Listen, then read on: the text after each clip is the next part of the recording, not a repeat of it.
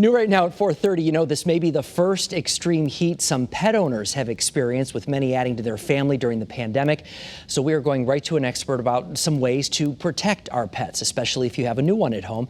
Joining us live this afternoon is Dr. Andrea Dennis with Bloomfield Animal Hospital. Doctor, thank you so much for being here with us. Mark, it's my pleasure, and I really wanted to get the message out there, so I appreciate the call today. Well, we're so glad that you're here because I'm curious. I think people obviously, we all worry about ourselves, and we of course care about our pets and take care of them. But if you're new to this, you may not be aware that they're incredibly sensitive, perhaps more sensitive, right, than we are. In some ways they are, because many of them are still wearing a winter coat, and they're not really quite ready for this intense heat this quickly. And, I think we have to be very aware of the elderly, as we do in people, and the young. I have several puppies here today, actually for different reasons, but I have one that's a corgi, and she's very low to the ground. So you can imagine if she's walking on that hot pavement, how hot her body is actually going to get. And she's got this fur, thick coat. So we have to sort of just be smart about not even exercising them in weather like this. And it just really upsets me when I see people running, because it's not smart for them. But when I see them, they're dragging their Labrador retriever behind them. And my advice is just don't exercise them in the heat of the day. Boy, that's a very important point right there. I didn't think of that, because you do see a lot of people running out and about with their dogs, and they say, oh, my dog loves to run. Maybe not necessarily when it's in the 80s and 90s.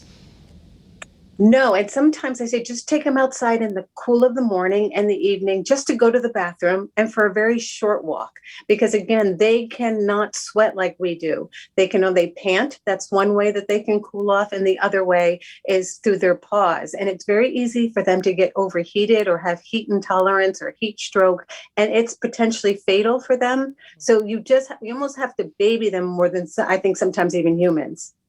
You mentioned this a moment ago, doctor, and you see people out and about with their dogs when it's this hot, on the pavement, on the sidewalk, and I've heard people say, oh, their paws are fine, they're dogs, they're made for this. That's not the case. They can blister and have all kinds of problems, right? Mark, you're exactly right with that. And some people will actually purchase these booties that they can walk with.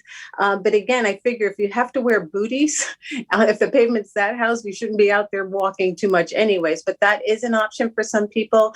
Just a story, I was away, had a chance to get away for the weekend, and I was on a ferry. And you can imagine how hot the ferry was, sitting in the sun all day. And people had their dogs with their paws on the ferry. And I could see the dogs being very unsettled. I could tell that the bottoms of their pads were hurting them. So I actually went up to the owners and said, can you stand in the shade and bring there's some little shade on the boat, just go ahead and put them there, because they will blister. And we see sores and we see infections that occur secondary to those burns. If I had a veterinarian come at me, I would listen to what they said. That's for sure.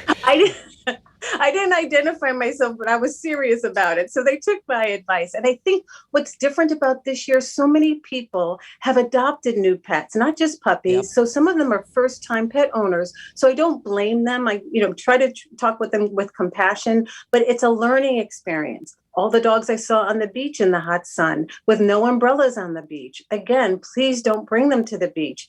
And absolutely, as you know, Mark, do not bring them in the car on days like today. Yeah, absolutely. That goes without saying. But unfortunately, we do have to say it, and you know that.